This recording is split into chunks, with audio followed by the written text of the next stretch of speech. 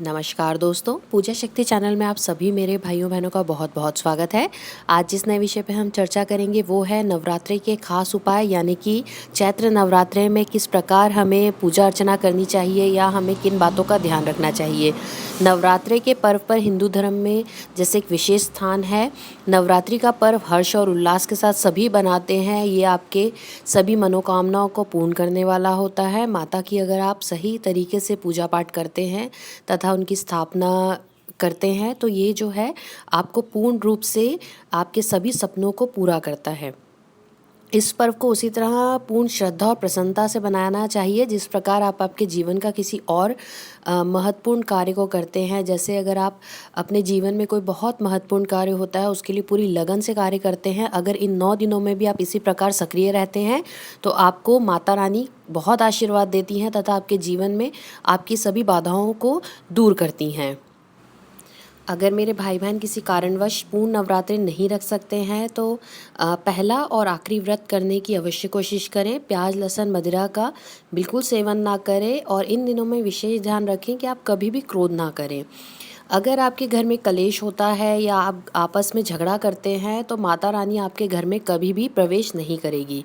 यदि किसी मेरे भाई बहन के जीवन में बहुत परेशानी अस्थिरता रहती है तो वो या उनकी पत्नी नवरात्रि में श्री दुर्गा सप्तशती का प्रतिदिन संपूर्ण अथवा एक एक करके एक या अधिक पाठ करके माता की कपूर और लौंग से अगर आरती करती हैं तो उसके जीवन में कभी भी संकट नहीं आते हैं, यानी कि उनके जीवन से संकट जो है कटने लगते हैं। और अगर आप ये किसी कारणवश नहीं कर पाते हैं तो आप क्या करेंगे, किसी योग्य ब्राह्मण से भी ये जो पाठ है आप करवा सकते हैं। और आपको क्या करना है, इस दिन पर विशेष ध्यान रखें कि कन्याओं को अगर अपने हाथ से बना हुआ कोई भोजन करा सके तो वो ज़रूर करवाएं। इससे क्या होगा, माता रानी आप पर प्रसन्न होंगी और माता रानी का जो आशीर्वाद है आपके घर पे सदैव बना रहता है। अब नवरात्रि के समय में प्रतिदिन जब आप पूजा पाठ करते हैं तो माता को शहद और इत्र चढ़ाना बिल्कुल ना भूलें। 9 दिन के बाद जो शहद और इत्र बच जाता है उसे क्या करें, क्योंकि आप नई बॉटल लेके आएंगे इत्र की और शहद की, जब वो बच जाती है तो उसे क्या करें, आप माता का स्मरण करते हुए इसे खुद इस्तेमाल करें। माता आप पे सदैव दृष्टि बनाए रखती है तथा दूसरों की बुरी नज़र से तथा बुरे विचारों से आपको बचा कर रखती हैं। नवरात्रि में माता दुर्गा जी को शहद का भोग लगाने से भक्तों को सुंदर रूप प्राप्त होता है और उनका जो व्यक्तिगत तेज है वो बहुत ज़्यादा बढ़ जाता है। नवरात्रि में माँ दुर्गा की आराधना लाल रंग के कंबल के आसन पर बैठाकर करनी बहुत उत्तम मानी जाती है। इससे आपकी सभी मनोकामनाओं की पूर्ति होती है। नवरात्रि में स्थायी लक्ष्मी प्राप्ति के लिए नित्य पान में गुलाब की 7 पंखुड़ियाँ रखकर माँ दुर्गा को अर्पित करें। इससे क्या होगा, माता लक्ष्मी जो है आपके घर पर कृपा दृष्टि बनाएंगी तथा वो सदैव आपके घर पर अपना वास करेंगी। चैत्र के नवरात्रों में प्रातःकाल श्री राम रक्षा स्तोत्र का अगर आप पाठ करते हैं तो आपको हर कार्य में सफलता मिलती है। मार्ग जो आपके कार्य हैं उनके मार्ग में आने वाली जितनी भी समस्याएं हैं वो हमेशा दूर होती चली आती हैं। नवरात्रि में पड़ने वाले शनिवार को अगर आप बजरंगबली को पीले सिंदूर और चमेली के तेल के साथ मिलाकर चोला चढ़ाते हैं एवं नवरात्रि में पड़ने वाले मंगलवार को अगर ये कार्य करते हैं जिसमें आप पीले सिंदूर को गाय के घी के दीपक में मिलाकर चोला चढ़ाएं, दोनों ही दिन लाल गुलाब की भेंट करें। इसके साथ ही संकट मोचन को गुड़ का भोग लगाते हुए बूंदी अथवा लाल पेड़े का प्रसाद अवश्य चढ़ाएं। इस प्रसाद को वहीं पर बांट दें, आप अपने साथ में ना लेकर आएं। इस उपाय को करने से क्या होता है, हनुमान जी की कृपा आप पर सदैव बनी रहती है और जीवन में जितने भी ग्रह दुष्प्रभाव हैं वो समाप्त हो जाते हैं और क्या होता है, आपके जीवन में जो खुशहालियाँ हैं वो आ जाती हैं। नवरात्रि में जो है आप अगर संभव हो सके तो इन दिनों में सोने चांदी गहने कपड़े बर्तन आदि कुछ ना कुछ नया सामान ज़रूर खरीदें। आप अगर ये सामान खरीदते हैं तो इसे उपयोग में लाने से पहले माता के चरणों में रखें। इससे क्या होगा, आपके घर में शुभ सौभाग्य भी आएगा तथा जो स्थायी संपत्ति का वास होता है वो भी होगा। घर के छोटे बच्चे अगर विद्यार्थी माता दुर्गा को केले का भोग लगाएं तो उन जैसे उसमें से कुछ केले दान में दे दें और बाकी केलों को प्रसाद के रूप में घर के लोग ग्रहण कर लें। इससे क्या होगा, बच्चे की बुद्धि का विकास होगा तथा वो अपने क्षेत्र में बहुत आगे जाएगा। नवरात्रि में 2 जमुनी जमुनिया रत्न लेकर उसे गंगा जल में डुबोकर घर के मंदिर में अगर रखते हैं और हर शनिवार को माता दुर्गा का स्मरण करते हुए उस जल को पूरे घर में छिड़क देते हैं, घर के सदस्यों के बीच में प्रेम बढ़ने लगता है। इसके बाद पुनः इन रत्नों को गंगा जल में डुबोकर वहीं मंदिर में रख दें। इस प्रयोग से नवरात्रे से ही शुरू करें तो इतना उत्तम फल देते हैं कि आपके घर में सदैव सुख, शांति और प्रेम का वातावरण रहता है। नवरात्रे में एक नया झाड़ू ज़रूर खरीदें।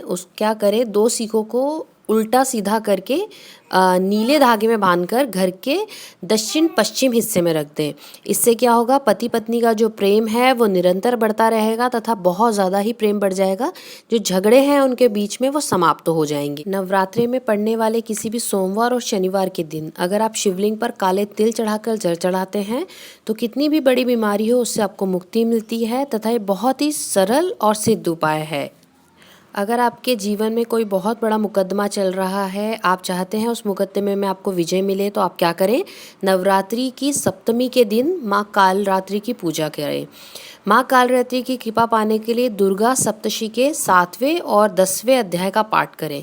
इससे क्या होगा, माता की कृपा आप पे बनेगी और शत्रुओं का नाश होगा और मुकदमे में विजय मिलेगी। वो मुकदमा कितना भी बड़ा क्यों ना हो, आपकी विजय उसमें अवश्य होगी। अगर कोई मेरे भाई बहन कर्ज से बहुत ज़्यादा परेशान है, लाख प्रयास के बाद जो है कर्ज उनका पीछा नहीं छोड़ रहा है, तो इस नवरात्रि पे आप माँ के चरणों में 108 लाल गुलाब के पुष्प अर्पित करें। प्रातःकाल माता की पूजा के समय 1.25 किलो साबुत लाल मसूर लाल कपड़े में बांधकर अपने सामने रख दें। घी का दीपक जलाएं। माता के किसी भी सिद्ध मंत्र का 108 बार जाप करें। पूजा समाप्त होने के पश्चात मसूर की दाल को अपने ऊपर से 7 बार उतार कर किसी भी सफाई कर्मचारी जैसे कि जो जमादार होते हैं उनको दे दें। इससे क्या होगा, माता की कृपा आप पे बनेगी और कितना भी बड़ा कर्ज क्यों ना हो, धीरे धीरे उससे आपको छुटकारा प्राप्त होगा तथा जो कर्ज है वो पूर्ण रूप से आपके जीवन से समाप्त हो जाएगा। और यदि कोई आपका अज्ञात शत्रु या ज्ञात शत्रु आपको परेशान कर रहा है तो आप नवरात्रि की सप्तमी नवमी के दिन 1 मुट्ठी तिल में शक्कर मिलाकर किसी सुनसान जगह में माँ कालरात्रि से अपने शत्रु पर विजय की प्रार्थना करते हुए डाल दें। फिर वापस घर लौट आए, पीछे पलट कर ना देखें। इससे जो शत्रु पक्ष है वो धीरे धीरे शांत होने लगेगा, यानी कि अगर उनका कोई गुस्सा होगा तो वह धीरे धीरे ही शांत हो जाएगा। अब धन लाभ के लिए माता लक्ष्मी को कमल के फूल बहुत प्रिय हैं। नवरात्रि की अष्टमी के दिन पूजा के समय माता लक्ष्मी के श्री चरणों में कमल के लाल फूल अवश्य चढ़ाएं। पूजा के बाद ये जो पुष्प हैं इनको वस्त्रों में लपेटकर, लाल रंग का कोई भी वस्त्र ले लीजिए, उसमें लपेटकर अपने धन स्थान में रख दीजिए। इससे क्या होगा, आप पे जो भी आर्थिक संकट चल रहा है वो धीरे धीरे समाप्त हो जाएगा तथा आपके घर में धन की बरकत आने लगेगी। अब नवरात्रि की अष्टमी के दिन माँ लक्ष्मी देवी के चित्र के सामने 9 घी के दीपक ज़रूर जलाएं। इससे क्या होगा, माँ लक्ष्मी की शीघ्र कृपा बनेगी और अचानक ही बड़े धन लाभ के जो योग हैं वो बनने लगेंगे। और भाई और बहनों, नवरात्रि के शुक्रवार और अष्टमी के दिन संध्या के समय आप किसी भी लक्ष्मी विष्णु जी के मंदिर में जाएं और वहाँ पर सुगंधित धूप, अगरबत्ती, कमल के फूल, कुछ मीठा भोग ज़रूर लेकर जाएं और इसमें से थोड़ी सामग्री जलाने वहाँ पर मतलब जला दें आप धूप और अगरबत्ती, और जो मिष्ठान का भोग आप लगाएंगे वो माता को चढ़ाएं और वहीं पर जो लोग हों उनको दक्षिणा स्वरूप आप दे दें, यानी कि वहीं पर प्रसाद बांट दें और अपने परिवार जो है वहाँ पर स्थायी रूप से निवास करने के लिए माता से प्रार्थना करने लगे। तो इससे क्या होगा, जो माता रानी है आपके जो आर्थिक संकट हैं उन्हें दूर करेगी। नवरात्रि में शुक्रवार अष्टमी को रात्रि के समय अगर आप माँ लक्ष्मी जी की फोटो के सामने शुद्ध घी का दीपक जलाकर उन्हें फल, मीठा पान, गुलाब और अच्छी खुशबू वाली अगरबत्ती वगैरह अर्पित करते हैं और ईशान कोण या पूर्व दिशा की तरफ मुंह करके प्रार्थना करते हैं, माता लक्ष्मी जी की स्तुति करते हैं, तो इससे क्या होगा, वो आपके आय के नवीन स्रोत जो हैं खोलेंगी, आपको नौकरी में सफलता मिलेगी तथा कारोबार में आपकी दिन दोगुनी रात चौगुनी तरक्की होने लगेगी। अगर आपकी दुकान और व्यवसाय नहीं चल रहा है, नवरात्रि के दिन किसी भी रात्रि में थोड़े साबुत फिटकरी लें और उसे अपनी दुकान पर से 31 बार उतारकर कहीं बाहर चौराहे पर जाकर फेंक दें। चौराहे पर खड़े होकर इसे उत्तर दिशा में अगर फेंकेंगे तो और सबसे बड़ी बात है, इस बात का ध्यान रखें कि इसे उत्तर दिशा की तरफ ही फेंकना है।